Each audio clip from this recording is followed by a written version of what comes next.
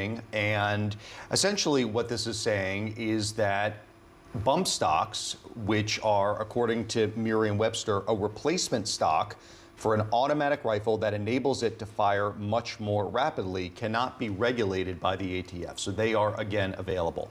This came about, it was actually under former President Donald Trump after a massacre in Las Vegas that killed 60 people. And he directed the ATF to essentially ban these bump stocks. And what the case was about was quite technical, actually. Actually, in the ruling, you'll see a number of different diagrams that show how a gun works. And what it has to do is allowing or telling the ATF that it is not converted into a machine gun, which under regulatory authority, the ATF has the ability to regulate. So whether when you put something on a gun that enables it to fire much more rapidly, it becomes a quote-unquote machine gun. And Justice Clarence Thomas, writing for the majority, writes that we hold that a semi-automatic rifle equipped with a bump stock is not a machine gun because it cannot fire more than one shot by a single function of the trigger. And even if it could, it would not do so automatically. ATF, that's the Bureau of Alcohol, Tobacco, and Firearms, therefore exceeded its statutory authority by issuing a rule that classifies bump stocks as machine guns. Again, machine guns is kind of an old term, but that is what Congress has allowed the ATF to regulate. Very briefly, I'll tell you what the dissenting justices said. It was written by Sonia Sotomayor, and they also go to the definition of what a machine gun is. Today, the court puts bump stocks back in civilian hands. To do so, it seizes upon one that is inconsistent with the ordinary meaning of the statutory text and unsupported by context and purposes. When I see a bird that walks like a duck, swims like a duck, and quacks like a duck, I call that bird a duck. Not really mixing words there. Yes. Really calling it out. Not really a surprise coming from her. Let me turn now to our Kevin Fry, who is at the Supreme Court, to go further into this. Kevin, knowing the makeup of the court, and how does this decision fall? What are you taking from this? Well, I mean, it falls directly along the partisan leanings of this court. It is a 6-9 conservative majority. This fits, quite frankly, right within that. You have the 6 conservative justices siding with basically reinstating availability of bump stocks. You saw a lead right now over questions about various trips that he's taken funded by a large Republican mega donor. At the same time, you have the 3 liberal justices, as Josh just quoted there, dissenting here. Not really a surprise by any means, but this is the dynamic of the court, at least for the foreseeable future. There is no longer necessarily a middle player that could dissent or that could swing one way or the other, as you had, for example, with Justice Kennedy just a few years ago.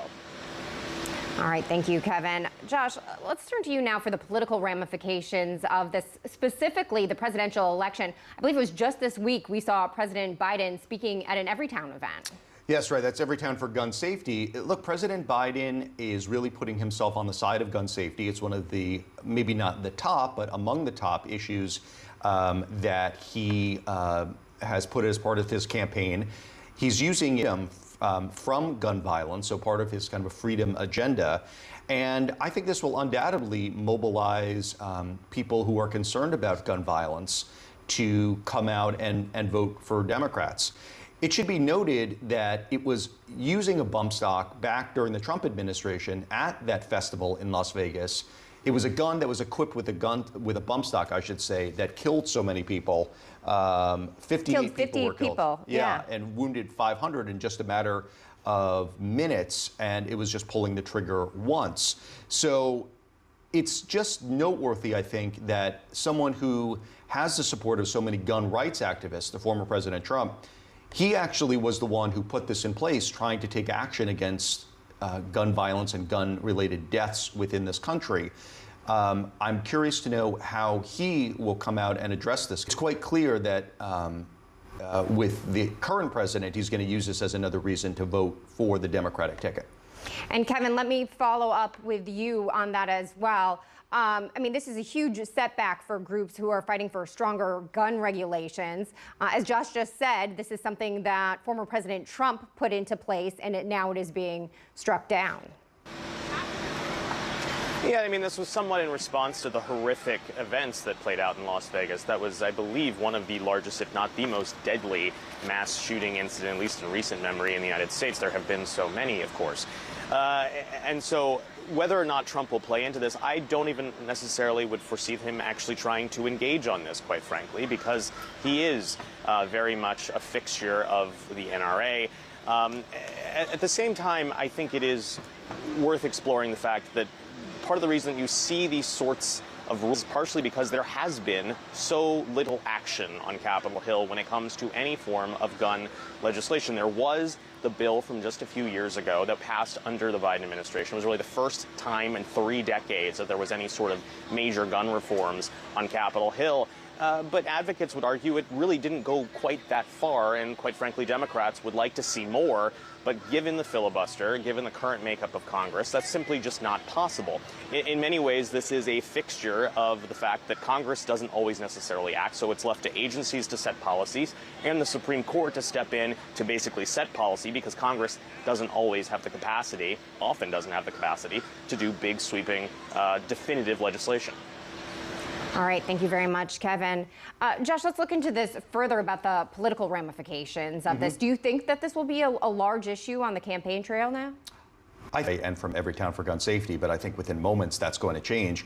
I wouldn't even be surprised if the president himself or the vice president says something, or someone from his campaign, because this is such a big decision. Again, and goes so strongly against what he is advocating for in his campaign. Yeah, and I think also it's a clear campaign message for him. As Kevin was saying, I'm not sure how Trump is going to engage, if at all, on this, because it kind of undercuts some of the support that he gets. But it's more of a clear decision than we saw yesterday from abortion, which was the Supreme Court allowing the most commonly used form of abortion to continue, that's in the pill form. And so this one is really a clear-cut case that Biden can say, vote for me, and this won't happen in the future. But in the case of abortion, that was a unanimous decision versus a 6-3 split here. All right, Josh Robin and Kevin Fry, thank you for your time.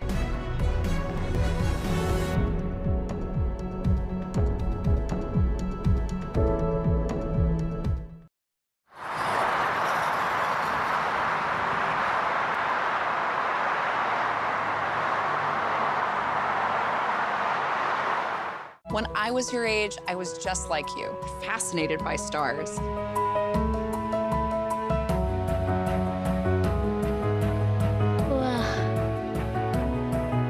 But now I get to search for life in the universe. And who knows, maybe life is looking for us too. So we're like aliens to them? Yeah. Does anyone want to be a scientist now? I do. Awesome. We need more girls in STEM. Maybe we can find aliens. People count on Spectrum to keep them connected to what matters most. Our commitment? It's local too. We live and work in the communities we serve. Cheer for the same teams, shop at the same stores, and work hard to deliver the best internet, TV, and mobile services. Because, well, we count on them too. We're Spectrum, connecting the places we all call home. At Spectrum News, we're committed to strengthening the fabric of local communities through our reporting, with stories that inspire and news that matters. Streaming live on your smart TV and connected devices, plus on-demand weather forecasts. It's all there as you step outside with the Spectrum News mobile app, keeping you informed and in the know throughout your day. Spectrum News Plus, local stories, connecting communities. Exclusively for Spectrum customers. Now available on your favorite devices.